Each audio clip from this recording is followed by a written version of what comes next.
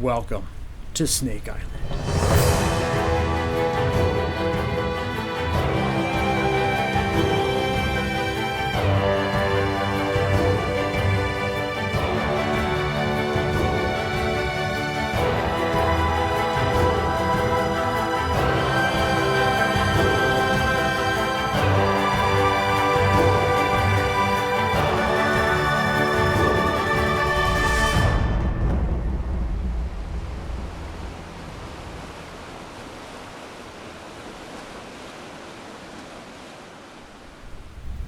When a good friend of mine in Puerto Rico told me that I must go to Isla Culebra, I had no idea that this little island would captivate my heart as it did. While browsing websites about Isla Culebra, my eyes feasted on serene images of palm-fringed beaches with white sand soft like sugar, calm seas exhibiting all the colors of fine turquoise, and exotic marine life dwelling beneath the waves. She was right. I had to go.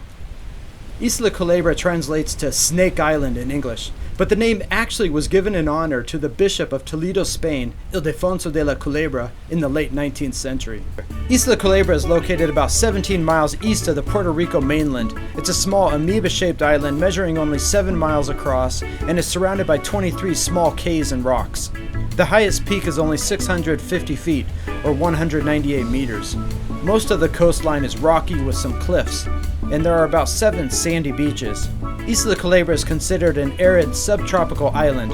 Although coconut palms are abundant on the northern shore, much of the vegetation on the rest of the island consists of cactus, thorny bushes, sea grapes, and small trees. Culebra has a population of less than 2,000 people.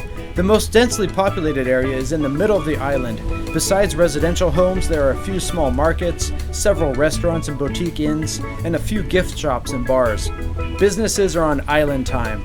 The sign on one kiosk reads, "Open some days, closed others." The weather doesn't change much throughout the year. Highs are usually in the 80s and lows in the 70s. There's lots of sunshine with short-lasting downpours, but otherwise not much rain. The main animals seen on the island are seabirds, small lizards, iguanas, harmless racer snakes, and chickens. White-tailed deer also exist as an introduced species, but are rarely seen. Under the sea, the coral reef structures provide rich habitats for tropical fish and crustaceans. Sea turtles and stingrays can commonly be seen at certain areas as well. Getting to Culebra is most often accomplished by taking a 1.5-hour ferry boat ride from Fajardo on Puerto Rico's eastern coast. It's super cheap, only costs $2.25 one way, but for a really fascinating experience, I suggest getting there by air. For $69, I take a 35-minute flight aboard a Britten-Norman Islander plane from San Juan, Puerto Rico to Isla Culebra. The conditions were perfect to appreciate the breathtaking views above the islands. I felt like Indiana Jones on a mission to uncover an ancient lost artifact. This mission, however, is more personal. I am going to uncover secrets of the natural history of the island, to commune with nature at an intimate level, to learn how to survive, what to eat, what to drink, and through all the hardships, to discover more about myself. The plane travels right over the tip of Flamenco Peninsula, which is where I will explore the first couple days. The sight is spectacular. Then we turn right over the world-famous Flamenco Beach as we descend toward the airstrip of the tiny Culebra Airport.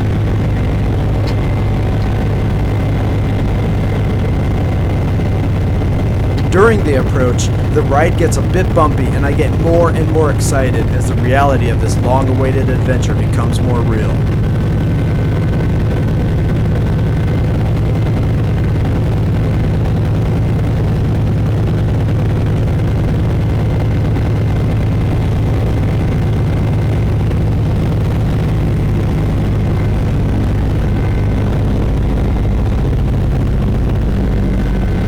After landing, I was literally shaking with emotion. It wasn't a feeling of fear, but rather absolute exhilaration. From the airport, I walk about 2 miles along the road to Flamenco Beach, which is rated among the top beaches in the world. There I will take a break and enjoy the beach before continuing on. Flamenco Beach, or Playa Flamenco as it is known in Spanish, ranked as the 6th best beach in the world in the 2016 TripAdvisor Traveler's Choice Awards. There are food and beverage kiosks, restrooms, recreational areas, but best of all, a wide sandy beach bordered by coconut palms and sea grapes, and shallow, crystal clear turquoise waters protected by a coral barrier reef.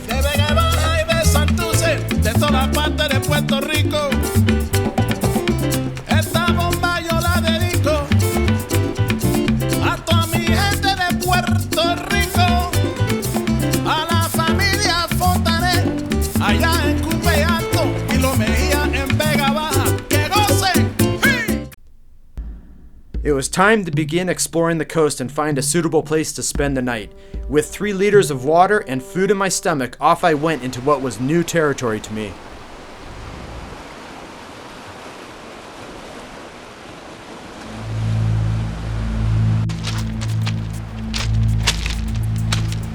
One thing I discovered you can always count on: the tide leaves behind plenty of useful materials.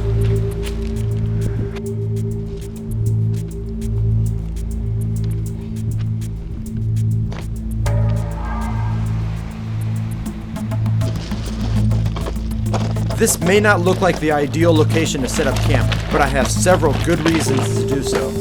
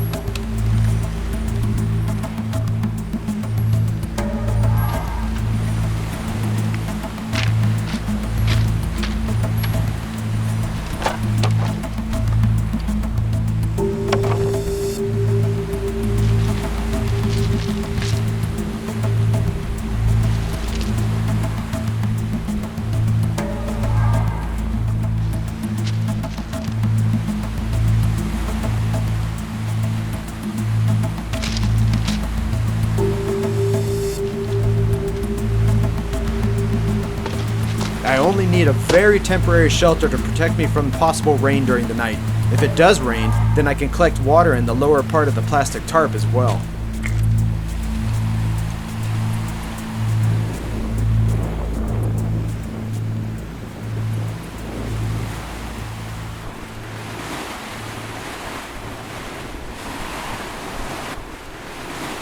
The night was so beautiful, but it was impossible to sleep. The sea breeze stopped soon after dark. It was too warm, and the no-see-em bugs came out in full force. Garlic was useless against them. It was too hot to wrap myself in plastic bags. I endured hundreds of bites on this first night and finally fell asleep a short time before sunrise. Despite the discomforts, it was a glorious night, and I felt filled with peace and inspiration, all alone in God's magnificent creation. Before beginning this journey, I made a decision to be grateful for everything that happens. I told myself over and over, I am grateful for every experience on this voyage. I am grateful for every insect bite, for the hunger and dehydration I will most definitely suffer, for the physical injuries that will likely occur. I am grateful for all of it. Good night.